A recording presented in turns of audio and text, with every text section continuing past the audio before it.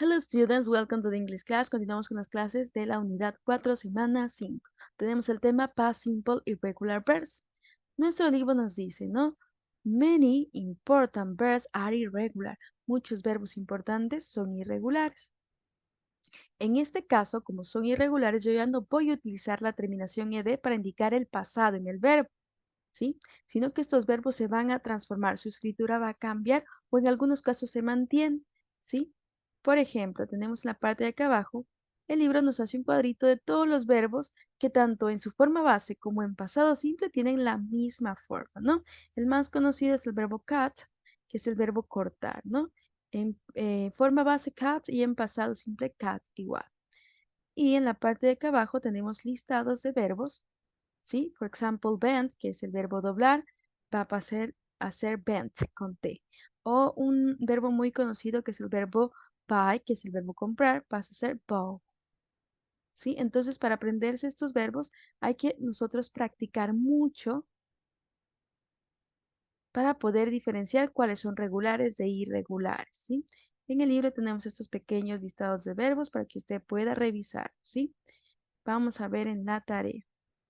En la tarea hay en la parte de arriba un pequeño resumen de la clase o recorderis acerca de los verbos irregulares y de cómo estos cambian, ¿no? Por ejemplo, say va a pasar a ser said, make, made, go, went, they, took, come, came, see, saw.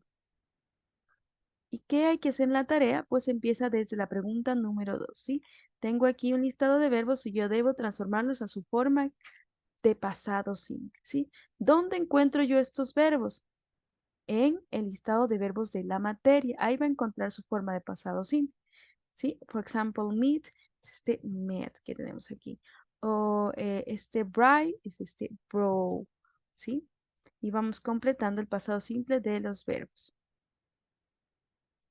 En la siguiente parte yo debo escribir una oración, ¿sí? Según lo que me da las indicaciones aquí.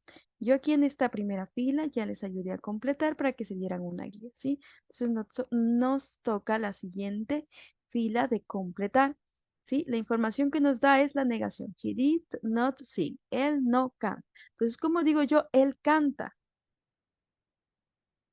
O él cantó, porque recuerden que estamos en pasado simple, ¿no? Ponemos nuevamente el sujeto y el verbo va a volver a su forma en pasado simple porque voy a retirar el auxiliar. Para decir he sang, él cantó. ¿Sí? Pasado simple, oración afirmativa. Ahora, para volver la pregunta, utilizo el auxiliar did. Did he sing question mark? ¿Sí? ¿Por qué sin? Porque recordemos que en presencia del auxiliar el verbo vuelve a su forma base, ¿sí? En la siguiente fila, en cambio, tenemos lo que es el verbo to be, ¿sí? Was she pretty? ¿Era ella linda? Es como yo escribo, ella era linda. She was pretty. ¿Ok? Y aquí hago yo lo que es la pregunta, ¿no? Recordemos que ahí yo debo aumentar o añadir la partícula not. She was not pretty. O la contracción, she wasn't pretty. Pretty. Y por último, nos dice, ¿no? Escribe 3 oraciones en pasado simple, ¿sí? Aquí en estas líneas punteadas usted me va a escribir 3 oraciones en pasado simple. ¿Cómo inicia a escribir una oración? Siempre por el sujeto, ¿no? Entonces yo, por ejemplo, de sujeto voy a poner mi nombre, ¿ya? Stephanie, ¿ya? Y de ahí busco un verbo en pasado simple que me agrade.